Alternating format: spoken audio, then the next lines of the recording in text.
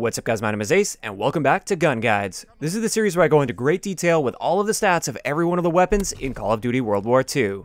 In the last episode, we covered the PPSH-41, now we're going to be jumping over to the rifle category and covering the STG-44.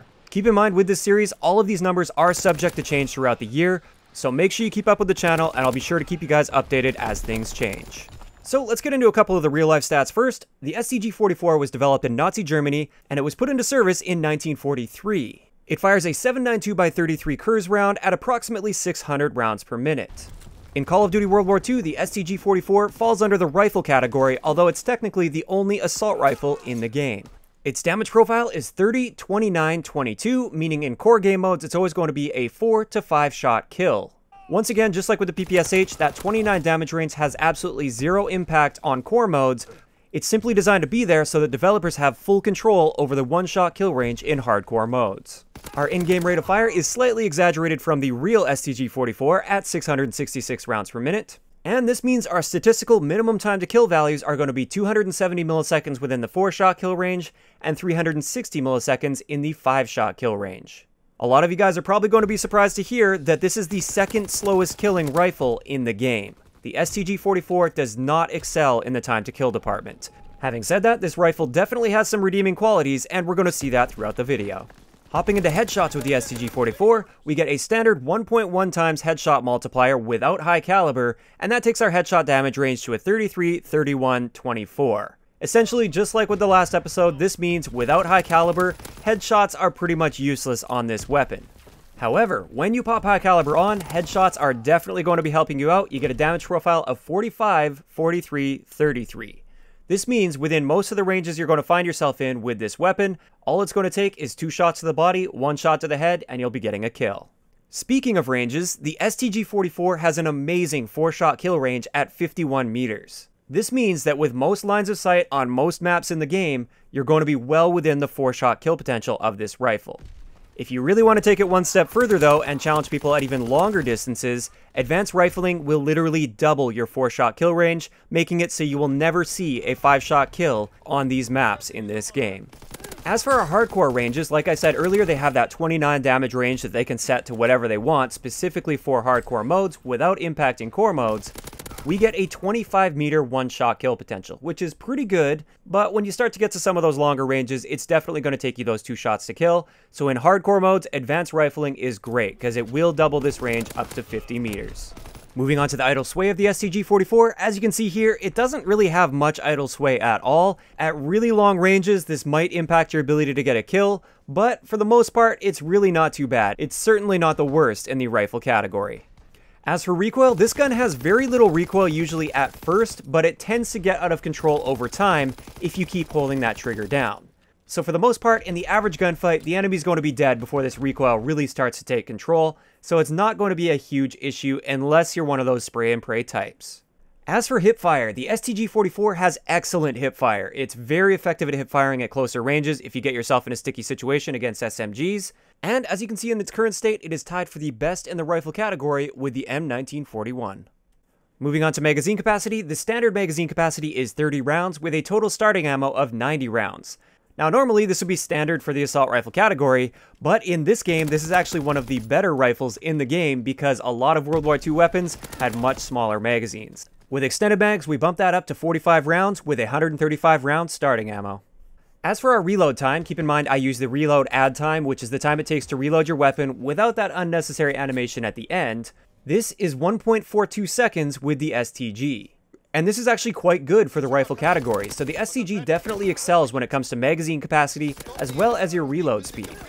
Moving on to some of the handling and mobility stats, we've got an aim down sight time of 275 milliseconds, which is actually a little bit slower than the other rifles in the game. It consistently takes 1 extra frame to get fully aimed down sight with this weapon. Our sprint out time, on the other hand, is standard for the rifle category at 250 milliseconds. Our base movement speed with this weapon is 95%, which is standard for the rifle category, and our strafe speed when we're aiming down sight gets slowed all the way down to 40%, which is quite slow, but it is standard for the rifles in this game.